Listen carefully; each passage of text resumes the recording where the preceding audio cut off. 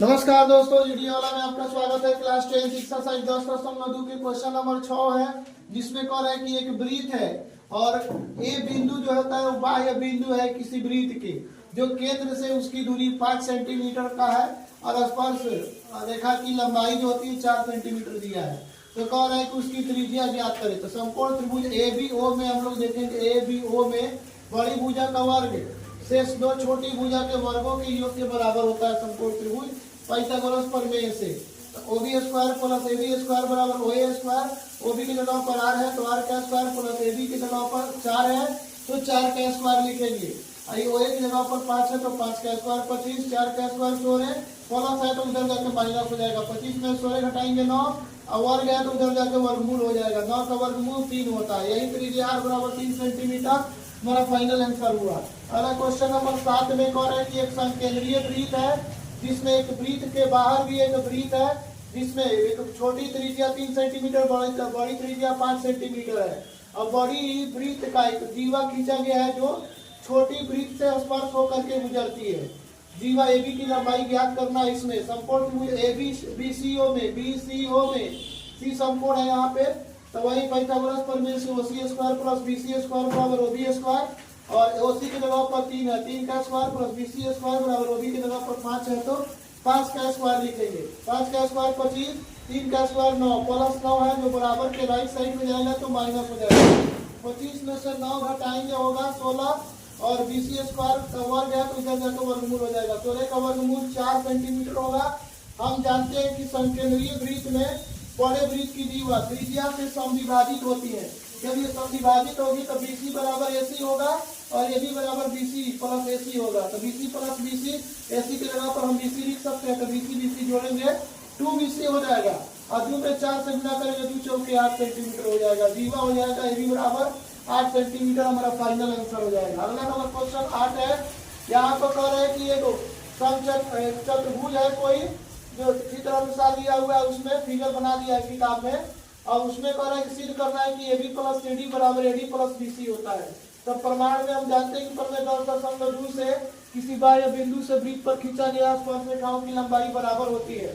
तो इसी कारण बिंदु ए से हम स्पर्श रेखा 2 हो गया एपी प्लस एस हो गया, एपी बराबर एस हो गया, ये समीकरण 1 हो गया। बिंदु बी से देखें तो यहाँ पर पीबी और बीक्यू हो जाए जो इसके स्पर्श रेखाओं की लंबाइयां होंगी जो बराबर होंगी, समीकरण 2 हो गया।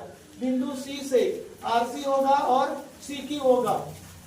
ऐसा ही इसलिए ताकि हमको देखना है कि सीडी भी लिखना है इसमें दर्शाना है, इसलिए सीडी का एक भाग सीआर लिखेंगे तब सीक्यू लिखेंगे बराबर। ये समीकरण 3 हो गया।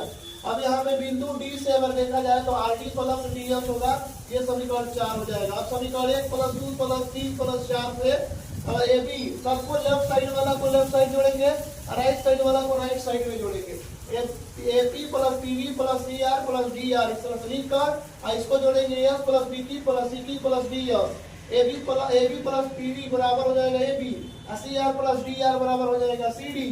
इधर ए एस के जगह पर डी एस को इधर साइड में लिखेंगे एस प्लस डी एस, इसको B C plus B Q plus C Q का मान हो जाएगा बी सी।